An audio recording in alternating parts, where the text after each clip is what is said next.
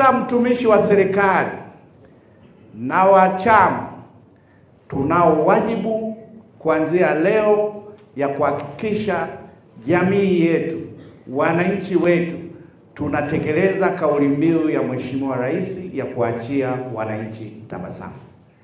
Tabasamu haliko Dodoma, haliko Ikulu, haliko waziri mkuu. Tabasamu linaanzia kwenye kitongoji, kwenye mtaa, kwenye kata, kwenye wilaya. Wananchi waone hii ndo serikali tulioahidiwa. Mwananchi akienda hospitali afurahi, aone kwamba huu ndo utekelezaji mzuri wa ilani ya Chama cha Mapinduzi. Tunatibiwa vizuri, vifaa vipo, madawa yapo. Kwa hiyo wote tuna wajibu huu. Nataka niwahakikishie kwamba mpango wa kusikiliza kero utakuwa endelevu. Mimi naamini wananchi wetu wakielimishwa, wakaiona hiyo fursa kwamba msisubiri katika kijiji akaja mkuu wa mkoa, kaja mkuu wa wilaya. Tumewekeana sisi utaratibu mzuri wa kuto kuchelewesha utatuzi wa kero. Kama iko juu ya uwezo wako, peleka ngazi inayohusika haraka.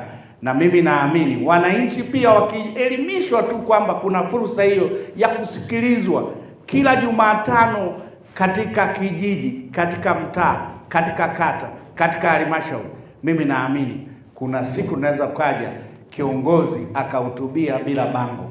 Kuna siku asipate kero, kwa sababu wananchi watakuwa wameweza kupata fursa hiyo. Lakini la pili, usalama. Tuhakikishe mkoa wetu unaendelea kuwa salama, ili fursa nyingi za mikutano, za utalii, AFCON inayokuja, bunge la AFCON linalokuja, wananchi wote wa Arusha wafurahi kwa fursa hizo katika mkoa wetu wa Arusha. Ndugu zangu, tumepitisha bajeti hapa. Wananchi wana matarajio makubwa na serikali, lakini ili kujenga uwezo wa kuwahudumia wananchi ni kuhakikisha tunakuwa na mapato ya kutosha. Naomba baada ya kikao hiki turudi katika maeneo yetu. Wenye viti wa halmashauri, wakurugenzi na halmashauri zenu, ongezeni jitihada za kukusanya mapato ili mjenge uwezo mkubwa wa kuwahudumia wananchi wetu.